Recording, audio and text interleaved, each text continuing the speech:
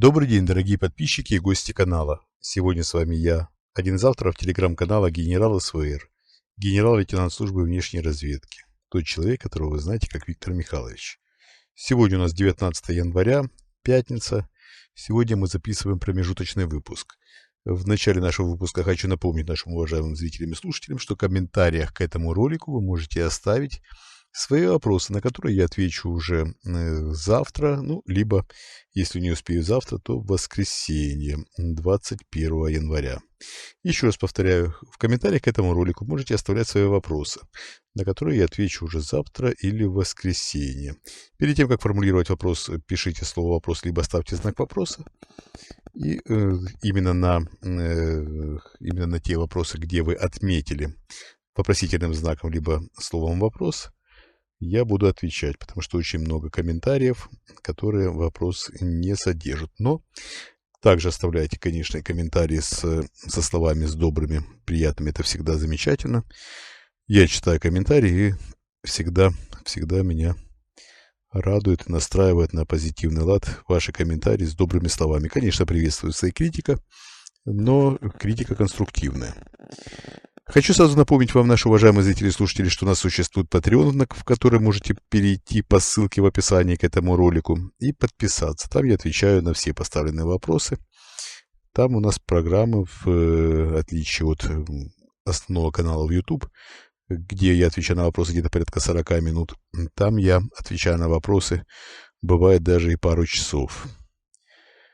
Так, уважаемые зрители и слушатели, давайте плавно перейдем к событиям. Временами исчезает с поля зрения двойник президента России Владимира Путина, несмотря на большую подготовку к президентским выборам. Все же временами не рискуют кураторы лишний раз показывать столь значимую фигуру, значимую прежде всего для них, конечно, для основного народа.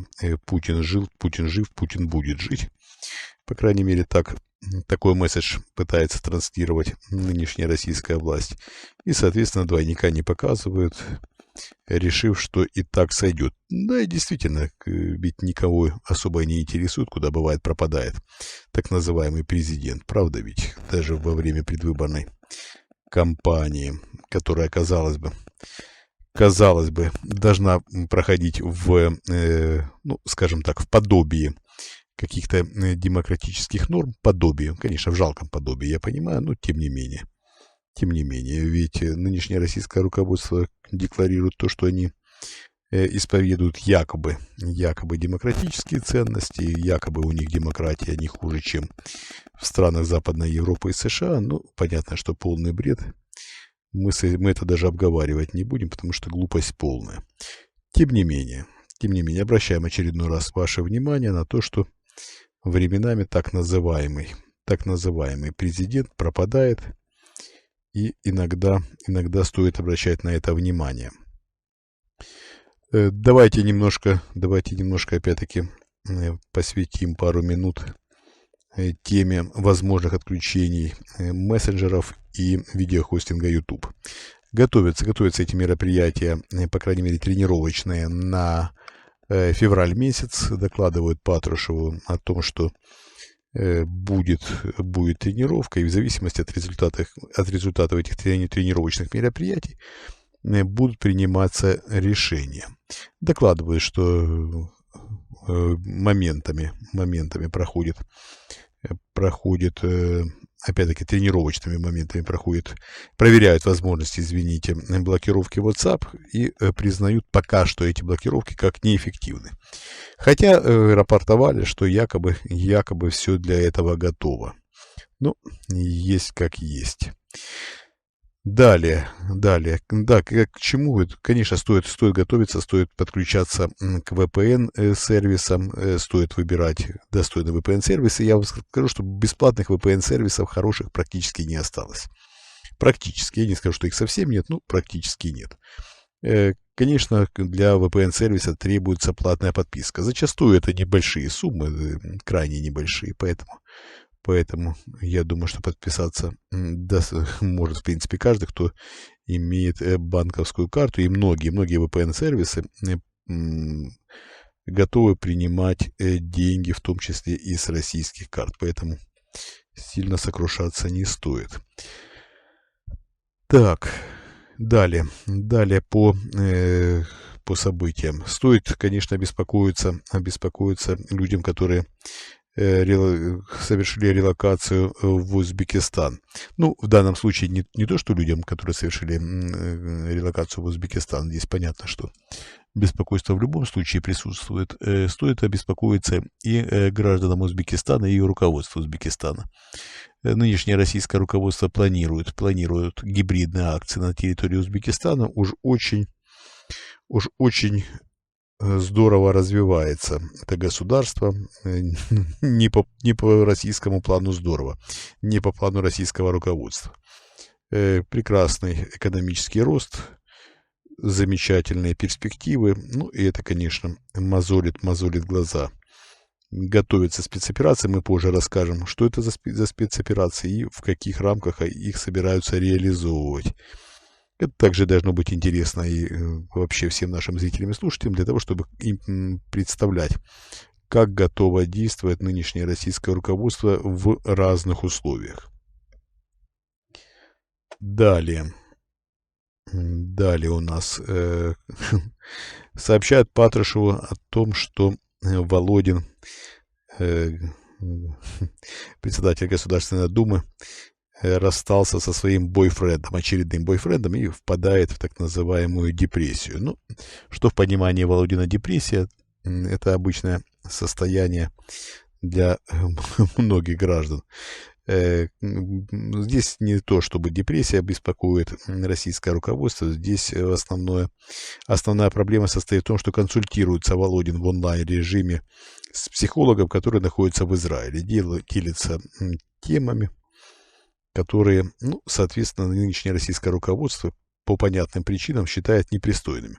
На фоне борьбы с так называемыми традиционными ценностями, понятно, что эта борьба ведется исключительно для населения страны, исключительно для российских граждан. Тема показная. Здесь, опять-таки, нет ничего удивительного. Очередной раз пытается залезть российское руководство в постель гражданам, даже не в этом дело. Дело в том, что считает, что может в процессе общения с психологом дать достаточное количество не просто компромата Володин, а может, слить какие-то секреты. Непонятно, какие секреты собирается. То есть, не то, что собирается, возможно, сольет Володин, когда никаким особым секретом он не допущен, но, тем не менее, компромат на себя, компромат на других людей с нетрадиционной сексуальной ориентацией, коих в российской власти несметное количество. Мы уже говорили о том, да, я думаю, что вы помните, что целое гей-лобби существует в российской власти, и оно довольно-таки влиятельно. Фронтменом гей-лобби выступает Сергей Кириенко, а идейным вдохновителем и куратором фактическим является ближайший друг покойного президента России Владимира Путина Юрий Ковальчук. Так, перейдем дальше. Давайте опять-таки немножко остановимся на моральных ценностях. На этой неделе двойник президента России Владимира Путина сокрушался по поводу так называемой голой вечеринки популярного блогера Насти Ивлеевой. Дескать, вместо того, чтобы бегать с голой задницей, надо идти воевать, на войну. Замечательная реплика, если учесть, что люди, которые находятся в российском руководстве, сами организовывают подобные вечеринки, сами в них участвуют, причем по сравнению с тем, какой была голая вечеринка, по сравнению с теми вечеринками, которые устраивают люди из российской власти, там вообще все целомудренно.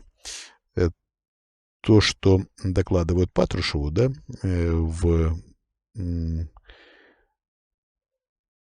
извините, докладывают в докладах, это тавтология. То, о чем докладывают Патрушеву, как проходят такие подобные вечеринки с участием члена правительства, члена правления банков, в том числе Центрального банка, руководства, представителей руководства,